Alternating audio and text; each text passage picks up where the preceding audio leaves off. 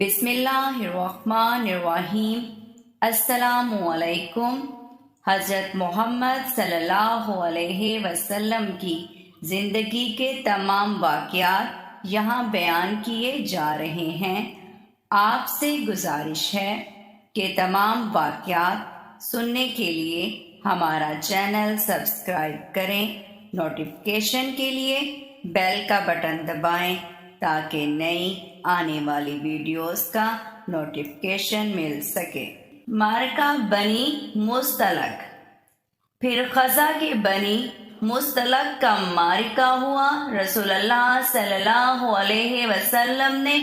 مرثیہ مقام پر ان سے مٹ بھیڑ کی اور انہیں شکست دی اور انہیں قیدی بنایا، اور آپ کی جنگ کے قیدیوں میں جویریہ بنت الحارث بن ابی درار بھی تھی۔ اس کا باپ، چچا اور خامند قتل ہو گئے تھے، اور یہ حضرت ثابت بن قیس بن شمس خزرجی کے حصے میں آئیں اور انہوں نے اس سے مکاتبت کر لی، اور وہ اپنی مکاتبت کے تعلق میں رسول اللہ صلی اللہ علیہ وسلم کے پاس آئیں تو آپ صلی اللہ علیہ وسلم نے اس کی مکاتبت کا فیصلہ کر دیا اور اس سے نکاح کر لیا اور اس کی آزادی کو اس کا مہر مقرر کیا۔ اور بنی مستلق کا جو بھی قیدی آپ صلی اللہ علیہ وسلم کے پاس تھا، آپ صلی اللہ علیہ وسلم نے اسے آزاد کر دیا، اور ان میں جو عورتیں بھی موجود تھیں انہوں نے جویریہ کے ساتھ رسول اللہ صلی اللہ علیہ وسلم کی تزویج کے باعث ان سے نکاح کر لیا۔ اور اس جنگ میں اصحاب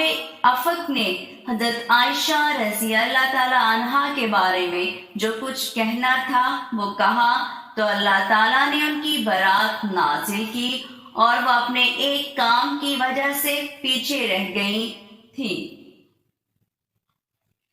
تو اللہ تعالیٰ نے ان کی برات نازل کی اور وہ اپنے ایک کام کی وجہ سے پیچھے رہ گئی تھیں۔ حضرات صفوان بن معطل سلمہ آئے تو انہوں نے آپ کو اپنے اونٹ پر بٹھا لیا اور آگے آگے چلنے لگے، اور جس نے آپ کے بارے میں جھوٹ کہنا تھا کہا، اور رسول اللہ صلی اللہ علیہ وسلم نے حضرت حسان بن ثابت، مصطح بن اساسہ اور عبداللہ بن ابی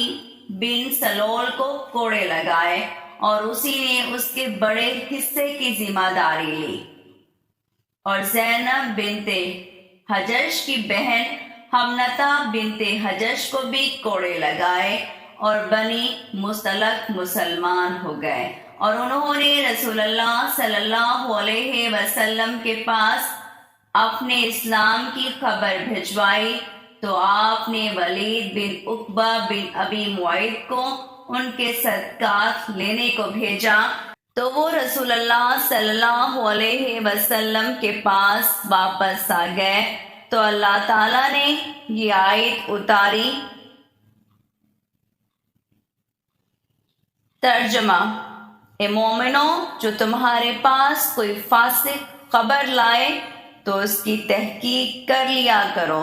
کہ تم کسی قوم کو نقصان پہنچا دو اور پھر اپنے کیے پر پشیمان ہو۔